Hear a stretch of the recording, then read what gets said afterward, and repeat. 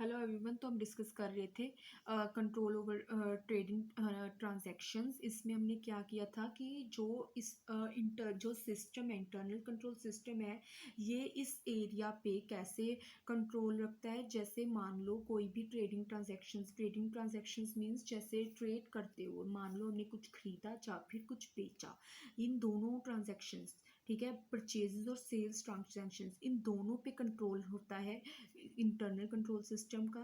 ठीक है, वो कैसे कि जो प्रोसीजर्स बने होते हैं, ठीक है, मान लो हर चीज़ का एक प्रोसेस बना होता है, वैसे ही जब ट्रेडिंग होती है ना, तब उसके भी प्रोसेसेस बने होते हैं।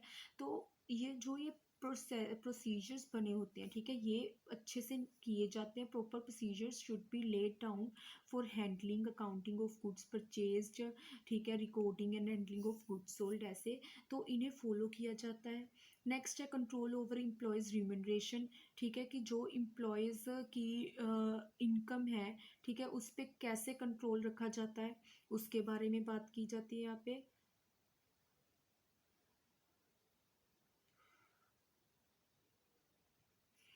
जैसे कि हम कह सकते हैं कंट्रोल ओवर एम्प्लॉयज़ रिम्यूनरेशन, जो वेजेस मान लो एम्प्लॉयज़ को दे रहे हैं, उस पर कैसे कंट्रोल होगा।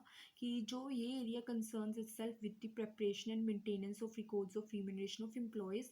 इसमें क्या होता है, जो सिस्टम है वो सारा चीज़ का ध्यान रखता है कि इस एम्प्लॉय ने, है ना, कितने बजे अपनी शिफ्ट शुरू की, कितने बजे ख़त्म की, कितना इससे कितने घंटे काम के, जिस हिसाब से वो वेजेस दे रहे हैं, रिम्यूनरेशन मिल रही है एम्प्लॉयज़ को, उस हिसाब से वो सारा टाइम टू टाइम चेक करते रहते हैं।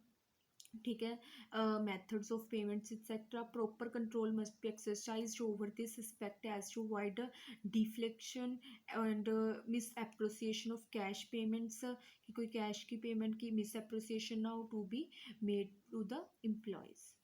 ठीक है, नेक्स्ट है कैपिटल एक्सपेंडिचर कंट्रोल।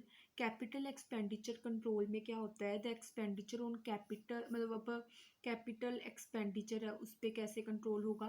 कि जो अब हम कैपिटल की एसेट्स हैं, ठीक है, उसको जो एक्सपेंडिचर है वो, है ना, प्रॉपर कंट्रोल में रखा जाएगा। ठीक है, it should be properly sanctions and use for the purposes intended for. ये इसे बहुत मतलब अकॉर्डिंगली, रूल्स के अकॉर्डिंग रखा जाएगा। ठीक है, कि ये तब भी यूज़ होंगे जब किसी जो पर्पस लिए हमने इसे रखा है। ठीक है, feedback report should be prepared and submitted to the management in this regard. जो सारा फीडबैक रिपोर्ट्स है वो सारी प्रिपेयर होंगी और उसे हम मैनेजमेंट के पास पहुंचाई जाएंगी। ठीक है, नेक्स्ट इसका स्कोप है अदर्स, जैसे maintenance of staff relationships.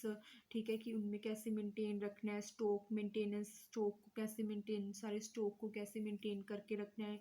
Control over investments, ठीक है, जो हम इन्वेस्टमेंट कर रहे हैं उस पर कैसे कंट्रोल करना है। मींस जो इंटरनल कंट्रोल सिस्टम है, इसका स्कोप है जो पूरे बिजनेस पे कंट्रोल रखना।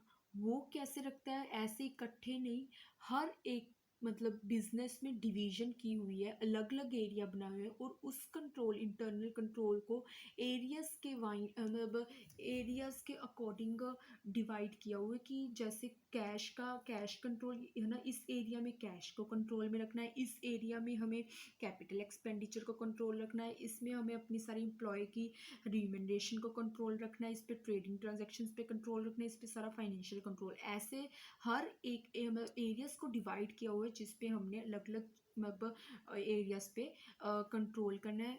इससे जो सारा प्रोसेस है इजी हो जाता है, कोई कंफ्यूजन नहीं होती। ठीक है, तो ये था हमारा scope of internal control. Thank you so much for watching this video.